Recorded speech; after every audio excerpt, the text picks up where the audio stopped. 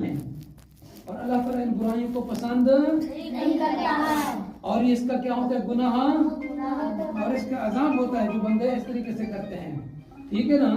तो आप इंशाअल्लाह ताला अच्छे बच्चे बनेंगे, मेरा दिल खुश होगा। आप लोग मेरे साथ रहेंगे, हर दफा आएंगे, आप लोग देखेंगे इंशाअल्लाह कुछ अर्सा रहें, आप लोग मुतमईन होंगे कि मौलाना जाबिर ने हमें कुछ ना कुछ दिया है यार।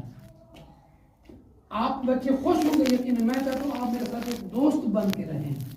एक दोस्त होता है। आप माँ बाप के दोस्त बने, माँ बाप के भी दोस्त बने, माँ बाप से मोहब्बत के साथ पेश आए, दोस्तों के साथ पेश आए। किसी को लड़ना, किसी को धक्का देना, किसी को मारना, किसी को काटना, किसी को इस तरह से वो करना नहीं किया करें, ये बुराइयां होती हैं। माह रमजान है, अल्लाह ताला का मुबारक महीना है, आप और हमें बेहतरीन चीजें सीखनी है। आइए तमाम तर दुआ की कबूलियत के लिए और जिन जिन मोमिन मोमिनात ने मेरे जिम्मे